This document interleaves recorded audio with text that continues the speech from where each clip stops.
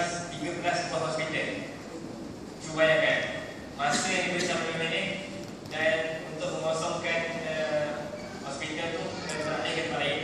Cuba bayangkan yang ada alat jihaz yang alat pernafasan yang menggunakan mesin tu. Cuba bayangkan mereka nak alih betul nak ke tempat lain dan sebagainya. Masa yang diberikan sangat berat dan mereka bergeser-geser keluar. Dan benda tu memang mereka menghancurkan betul dengan peluru batu dengan bom seberat 1 ton, lebih pada 1,000 kilogram. Lajuannya lebih pada 100 km per minit per saat. Dan antara lain yang turut dihancurkan adalah masjid. Sebanyak 165 buah masjid dihancurkan.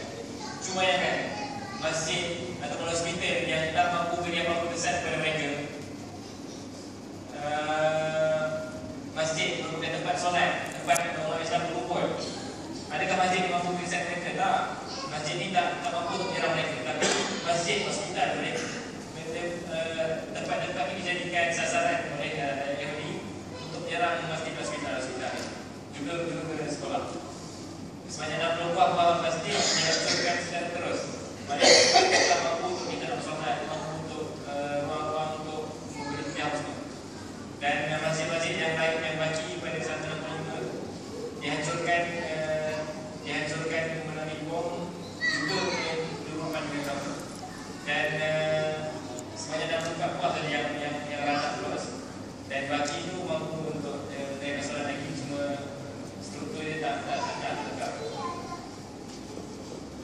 قتل الصهاينة في هذه الحرب أيضا أكثر من 2100 شهيد. 2100